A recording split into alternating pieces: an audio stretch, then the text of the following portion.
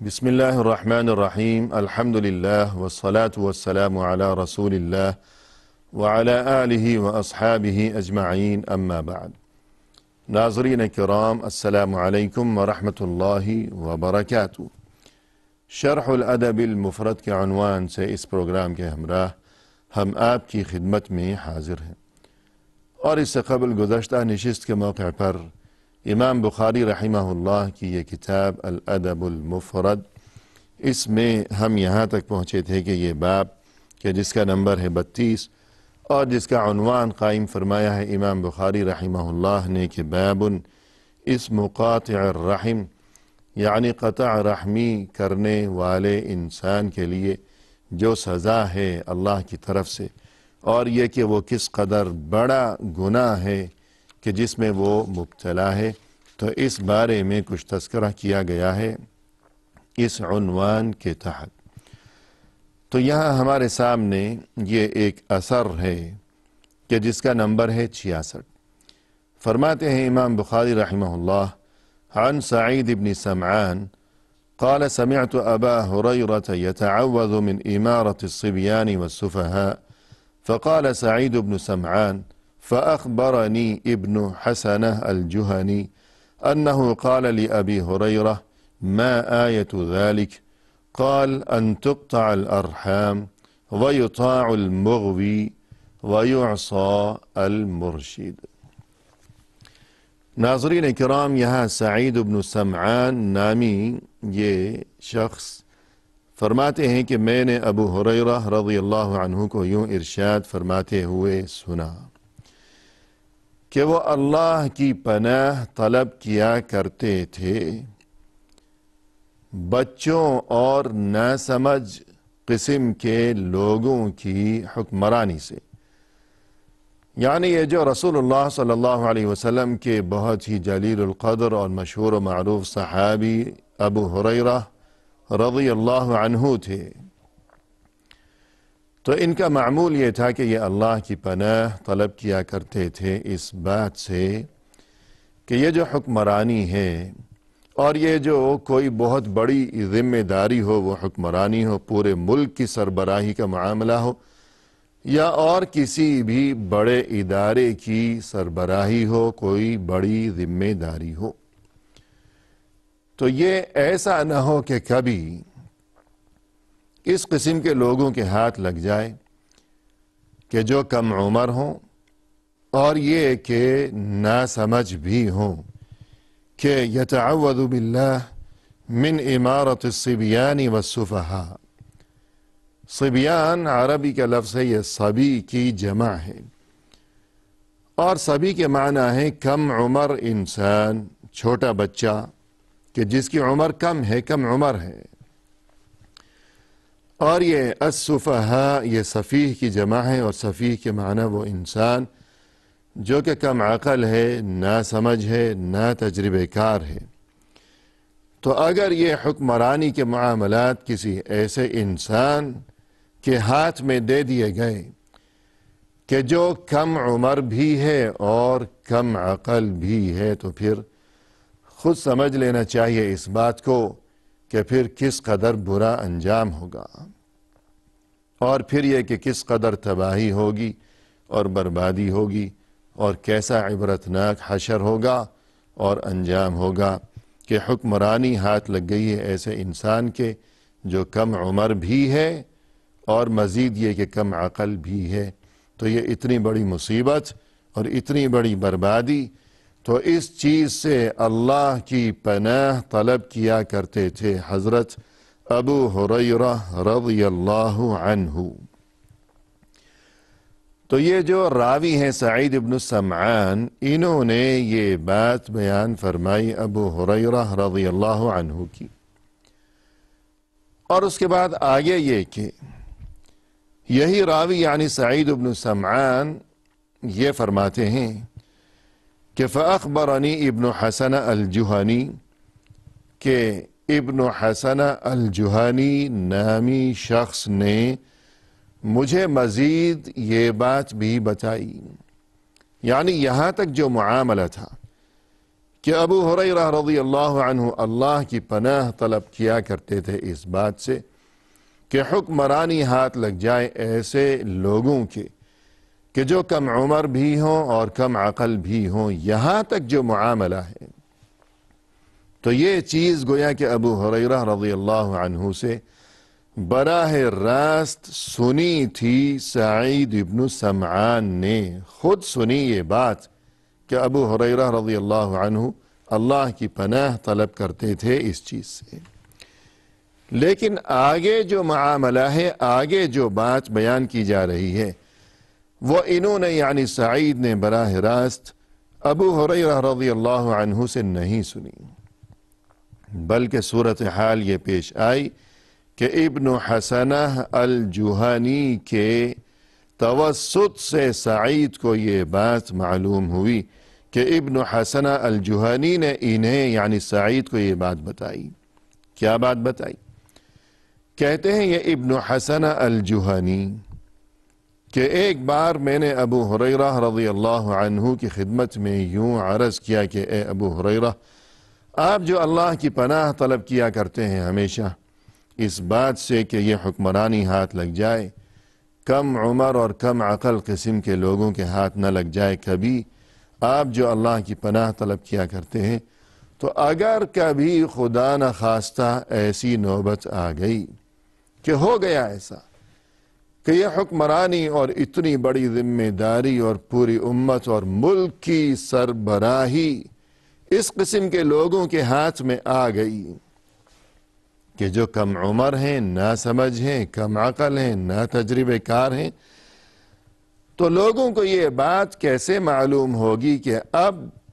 یہ لوگ کہ جن کے ہاتھوں میں ہماری حکمرانی ہے، یہ اس قسم کے لوگ ہیں، نہ سمجھ اور کم عقل، نہ تجربے کار، تو کوئی نشانی تو ہوگی کہ انسان پہچان سکے، سمجھ سکے کہ معاملہ یہ ہو چکا، تو کوئی نشانی بتائیے۔ جواب میں ابو ہریرہ رضی اللہ عنہ نے نشانی یہ بتائی، ارشاد یہ فرمایا، قال ان تقطع الارحام، سب سے پہلی نشانی یہ بیان فرمائی کہ وہاں صورتحال یہ ہوگی کہ لوگ آپس میں رشتہ دار ایک دوسرے سے قطع تعلق اور یہ کہ ایک دوسرے کے ساتھ لوگ برا سلوک کیا کریں گے، رشتہ دار آپس میں رشتوں کو توڑیں گے اور ایک دوسرے کے ساتھ صلہ رحمی اور خوش اخلاقی اور حسن سلوک اور میل جول کے معاملات کی بجائے وہاں قطع رحمی عام ہو جائے گی، ہر کوئی ایک دوسرے سے ناراض اور سبھی رشتہ داروں میں سے ہر کوئی اپنی اپنی جگہ بگڑا بیٹھا ہوا ہے، رشتے ناتے توڑ کر بیٹھا ہوا ہے۔ یہ پہلی نشانی، پہلی علامت بیان فرمائی کہ بدبختی کی یہ پہلی نشانی، اور اس کے بعد دوسری علامت یہ بیان فرمائی کہ وَيُطَاعُ الْمُغْوِي، کہ جب لوگوں کا حال یہ ہو چکا ہوگا کہ جو کوئی وہاں ان کے درمیان مغوی ہوگا، مغوی اغوا کرنے والا، یہ اردو کا اغوا نہیں ہے کہ کسی کو اغوا کر کے لے گئے، اٹھا کر لے گئے، عربی میں اغوا کے معنی ہے گمراہ کرنا، تو مغوی کے معنی ہوئے ایسا انسان جو لوگوں کو برائی کے راستے پر چلاتا ہو، برا راستہ دکھاتا ہو اور لوگوں کو جو گمراہ کرتا چلا جا رہا ہو، گمراہ کر رہا ہے لوگوں کو، برائی کے راستے پر چلا رہا ہے، لیکن لوگوں کی کیفیت یہ ہوگی کہ بس آنکھ بند کر کے اور ہنسی خوشی اس کے پیچھے چل رہے ہیں، برائی کا جو راستہ وہ انہیں دکھا رہا ہے وہ اسی برے راستے پر چل رہے ہیں ہنسی خوشی،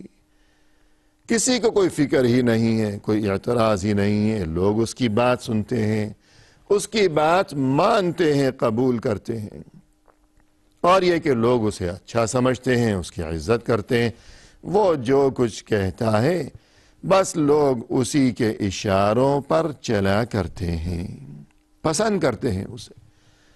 لیکن اس کے برعکس یہ کہ وَيُعْصَى الْمُرْشِد، جو کوئی مرشد ہے یعنی بھلائی کا راستہ دکھاتا ہے، اچھی باتیں بتاتا ہے اور اچھی باتیں سکھاتا ہے اور سیدھے راستے پر انہیں چلانے کی کوشش کیا کرتا ہے، لیکن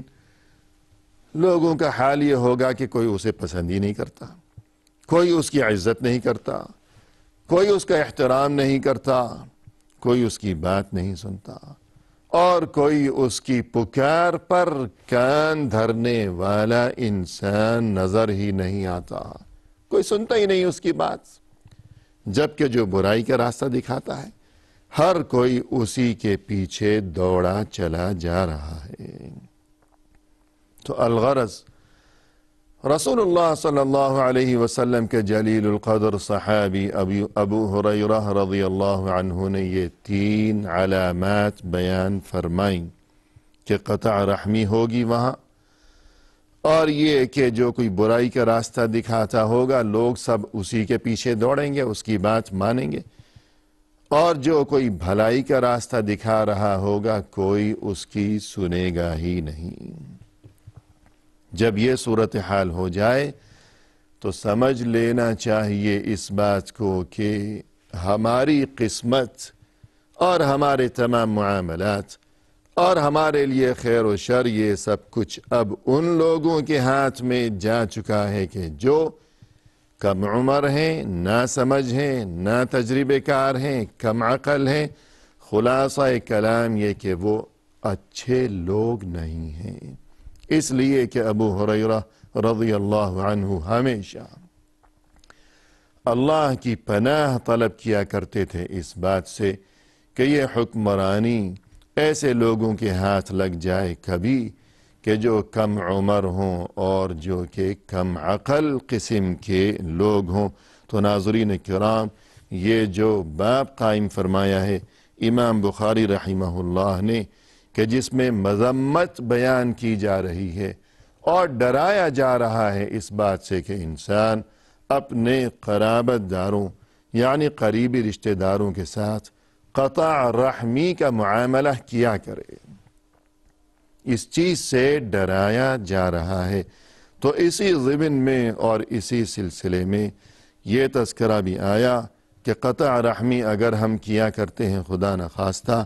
تو ہم پھر اس بات کو یاد رکھیں کہ یہ اتنی بڑی برائی ہے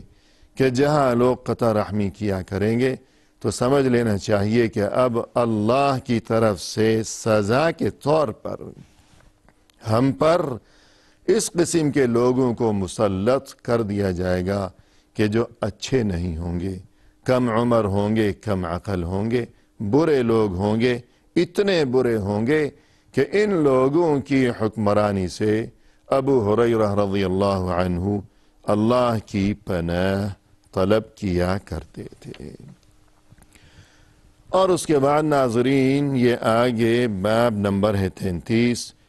جس کا عنوان قائم فرمایا ہے امام بخاری رحمہ اللہ نے، فرمایا کہ باب عقوبت قاطع الرحم فی الدنیا، کہ یہ جو قطع رحمی کرنے والا، قطع تعلق کرنے والا انسان ہے اسے آخرت سے پہلے دنیا میں بھی اللہ سزا دے گا۔ آخرت میں جو سزا ہے وہ تو ہے اپنی جگہ برقرار، لیکن دنیا میں بھی یہ ضرور سزا بھگتے گا اور در بدر ہوگا اور ذلیل و رسوا ہوگا۔ اور ناظرین ہمارے سامنے یہ ایک حدیث ہے جو اس سے پہلے گزر چکی ہے، اور مختصر اشارہ ہو جائے کہ رسول اللہ صلی اللہ علیہ وسلم نے فرمایا کہ کوئی گناہ ایسا نہیں ہے کہ اس گناہ کے مرتکب انسان کے لیے آخرت میں عذاب کے ساتھ ساتھ مزید یہ کہ یہاں اس دنیا کی زندگی میں بھی اسے سزا اور عذاب میں مبتلا کر دیا جائے اللہ کی طرف سے، ایسا کوئی گناہ نہیں ہے سوائے 2 گناہوں کے۔ ایک گناہ یہ ہے کہ قطع رحمی، اور دوسرا گناہ ہے ظلم و زیادتی، یعنی اگر کوئی کسی کے ساتھ ظلم و زیادتی اور ناانصافی کیا کرتا ہے، حق تلفی کیا کرتا ہے، اور دوسرا وہ شخص جو کہ قطع رحمی کیا کرتا ہے، یہ دو گناہ ایسے ہیں کہ جو کوئی ان گناہوں کا مرتکب ہے تو آخرت میں بھی اس کے لیے عذاب ہے،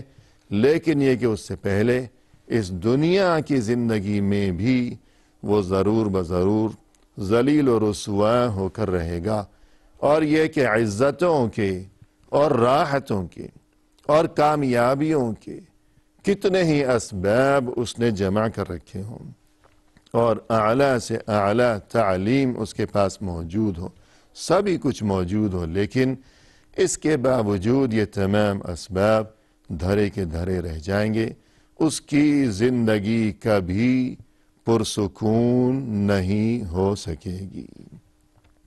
ہمیشہ اس دنیا کی زندگی میں وہ روتا ہی رہے گا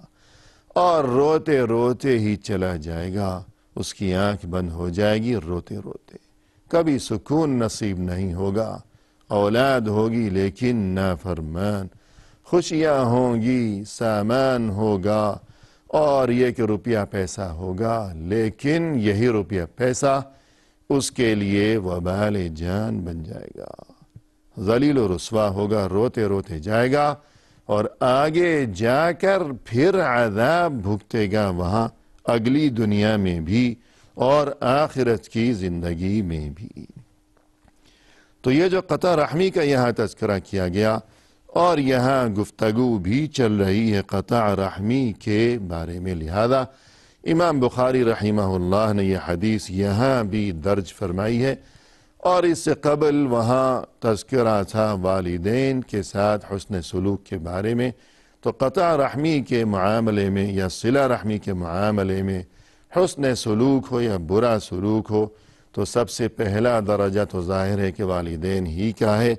تو اس مناسبت سے یہ حدیث امام بخاری رحمہ اللہ نے وہاں بھی اس سے قبل جہاں والدین کا تذکرہ تھا تو وہاں بھی یہ حدیث امام بخاری نے ذکر فرمائی تھی۔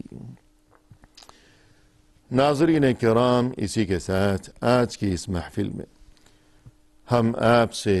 اجازت کے طلبگار ہیں، فی امان اللہ، وآخر دعوانا ان الحمد للہ رب العالمین۔